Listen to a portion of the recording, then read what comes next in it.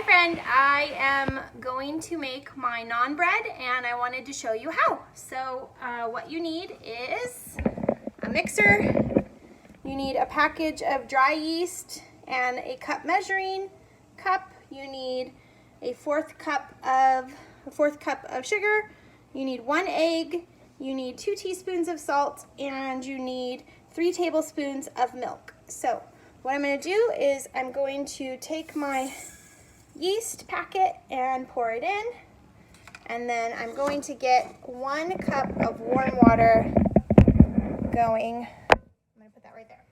1 cup of warm water. I just use sink water, and I just use my pinky and I feel to see when it's going to go hot, and when it gets to the point where I can't handle it anymore, that's where I fill up my cup. I know that's not precise and that's probably not really great baking, but I've done it so many times that it just kind of works for me.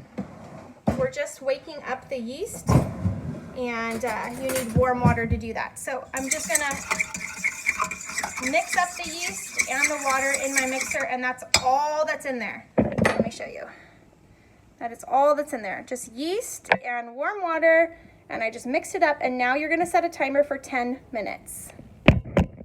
Okay, as you can see, my yeast is starting to really bubble, and it starts to rise to the top and create this like foamy appearance to the top of it. It's been sitting there for 10 minutes. And what I'm going to do is I'm going to take this 1 egg that I had set apart to get to room temperature, and I'm going to just whisk it a little bit. You just want to mix up the egg yolk and the white. So you mix that, and at this point you're going to take all your ingredients. So you're going to take your milk, your sugar, your egg, your salt, and then you're going to put enough flour into it to create a dough, and so I'll show you that. So we're just going to drop in our egg into the bowl, and then we're going to drop in our 3 tablespoons of milk, 2 teaspoons of salt, and a 1/4 cup of white sugar, just normal granulated white sugar. I like to use this attachment first, this whisk attachment, because what it does is it really incorporates the ingredients before I put my dough hook on. So you also need 3 to 4 cups of flour, and I always start with 3. So I'll put 1. Again, I'm not a perfect measurer. Like, I don't make my flour go across with this like special scraper tool, nothing like that. So I lift my mixer up like that, and I just put it on for long enough to mix up the ingredients.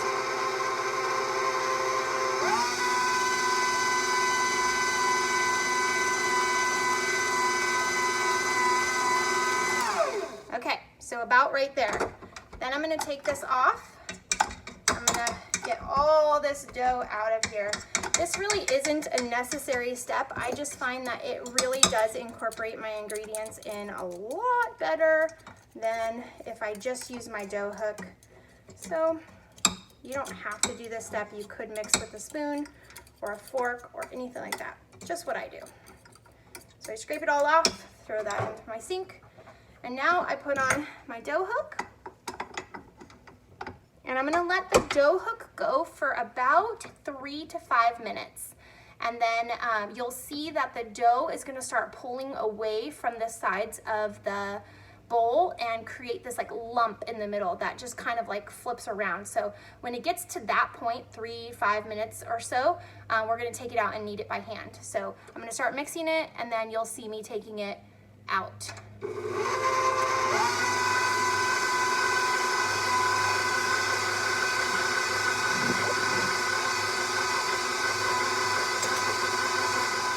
Because when you're working with bread, the weather plays so much into your bread that you will have a recipe work with 3 cups of flour one day, and then the next day you're gonna need more. So I can already tell that when I put this on, if you'll watch, like, it's still a really wet dough, and it's not gonna come together into a big lump. Watch. So you'll see that it's super wet still. So I'm gonna add in some flour. and I'm gonna watch it to see if it starts to make a big ball in the center. You can see that it's starting to go around the hook a little bit.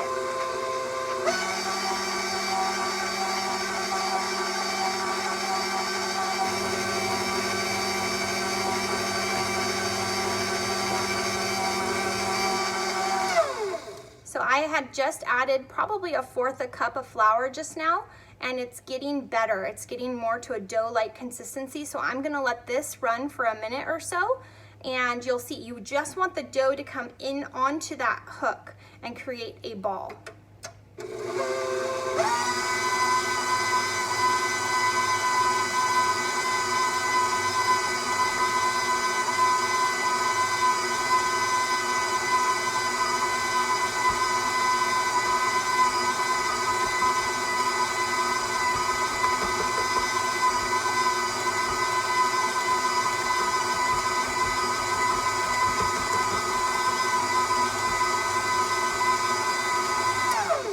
So all the flour has incorporated, and it's still really wet. So I'm gonna add 1/4 cup of flour more.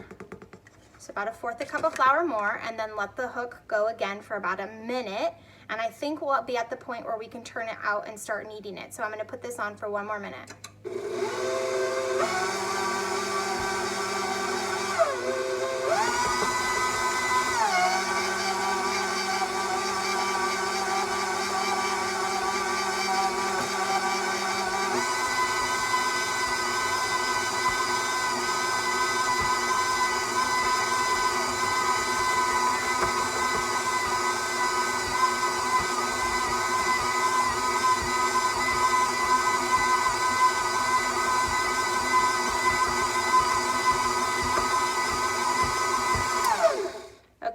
So I turned my dough out onto a floured surface. As you can see, I've got flour all over it, and how I knead it is I fold it over and I stretch, and then I fold it over and I push, and I fold it over and I push, and I fold it over, push, and you just keep doing that.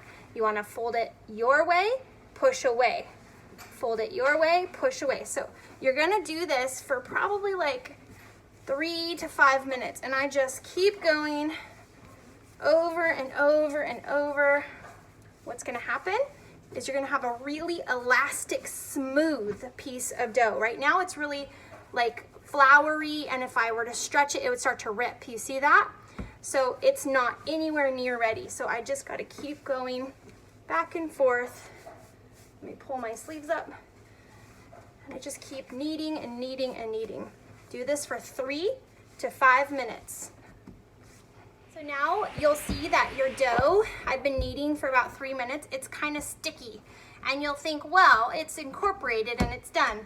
But I like to keep going for just a little bit longer, probably like another minute. Once it hits this sticky, elastic state, I go another minute or 2, and you'll feel it as you push away and you fold over, push away, fold over.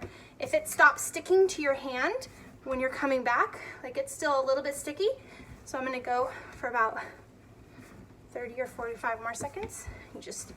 Such a good workout. As you can hear, I'm like short of breath. So I just keep going and push away, fold over, push away, fold over. I like to use my hands sometimes. More efficient to use both hands. All right, I can feel it. It's getting smoother. Okay.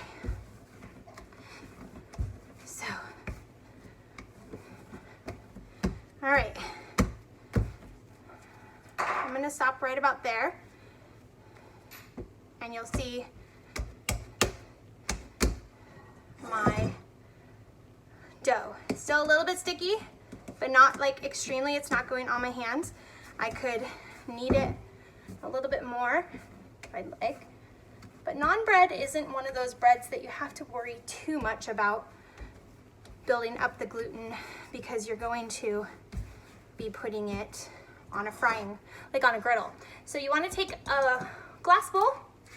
I put in like probably like a teaspoon or so of olive oil. I use the back of my hand to get the oil all over the bowl, all the way up to the top. And then I will take my dough. I like to fold it backwards on itself just to make a smooth ball. and then I drop it in like that. And I take some cellophane and I cover the top with cellophane.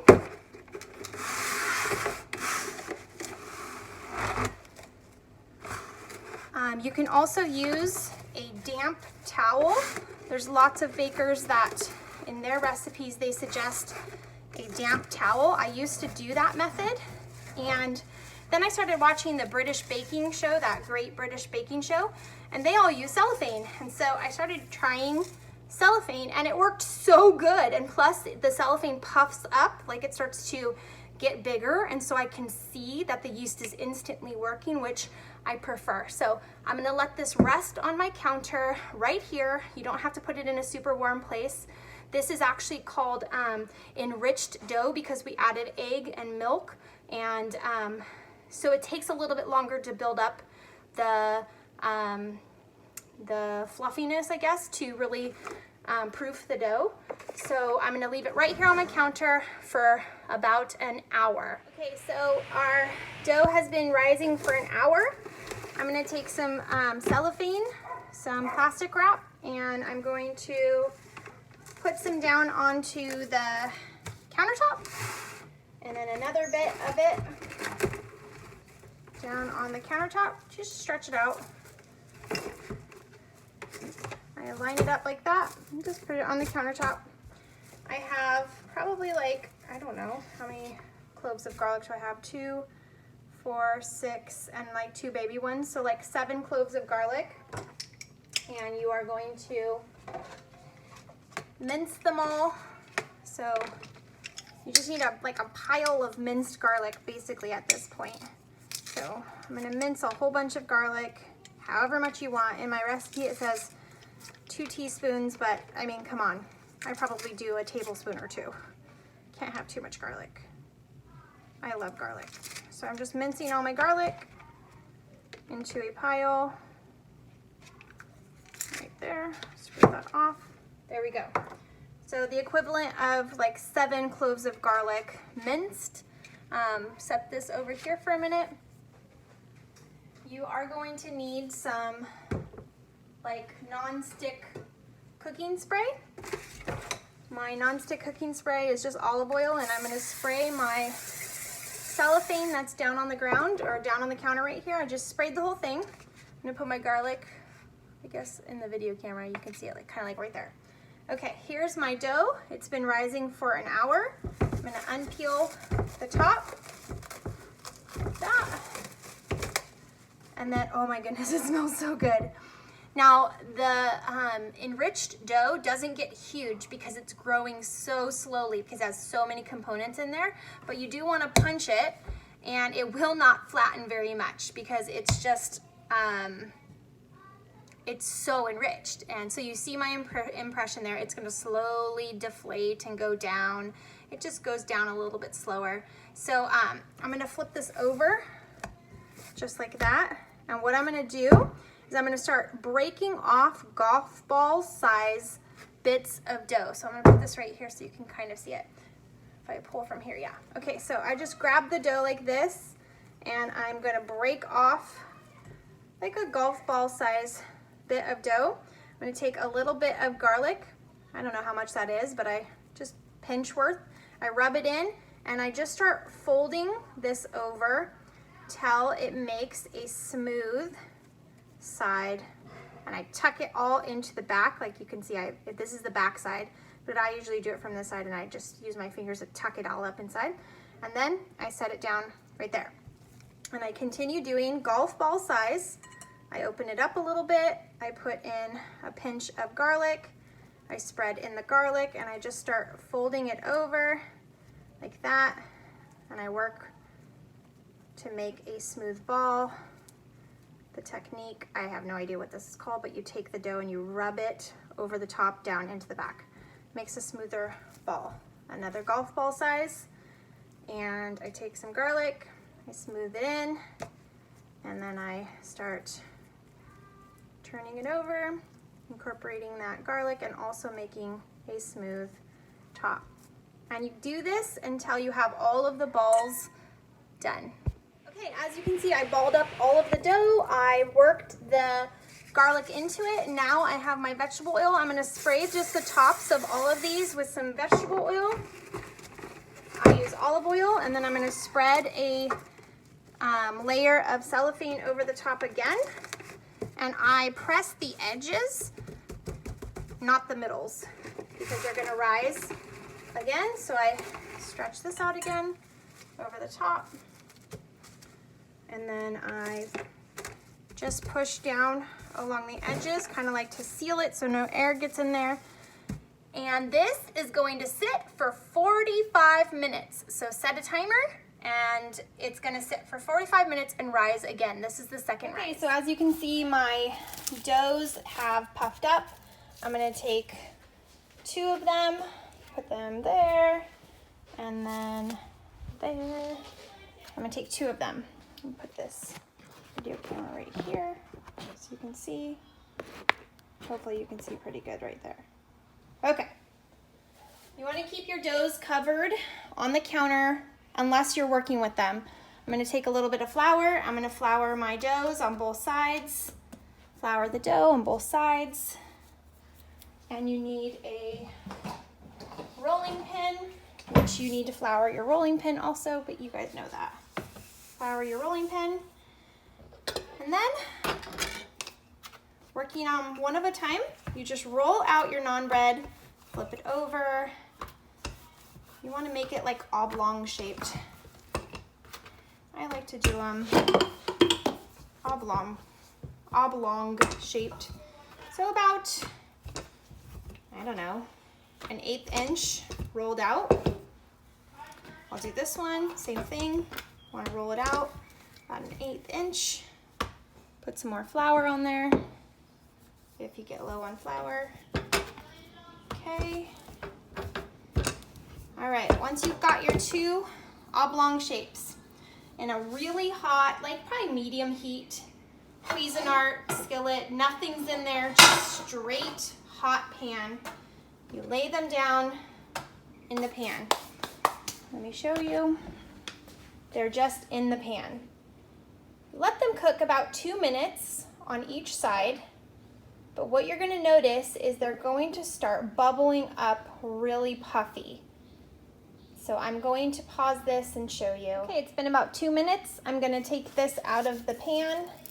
You'll have these nice, beautiful brown spots from the bubbles. Take this out of the pan. And then what I do at this point is I take a little bit of butter. I just rub it all on top of that hot naan bread. Rub the butter all on top. Take a little bit of kosher salt and you just sprinkle it on top. This bread is amazing and delicious. And then as you can see, I have an assembly line. So these 2 are ready. I put them into my hot pan. You'll see them instantly start bubbling up. 2 minutes on that side, flip it over, 2 minutes on the other side, and then you take it out, you butter and salt it. These are amazing and I hope you enjoy them. I will go ahead and get some more dough over here, roll them out, and just keep going until all my naan breads are cooked. Enjoy, have fun. This is incredible. I love the saltiness and buttery, and I love flatbread. The finished product, -3 that my family already ate. This will become one of your favorite recipes. Enjoy!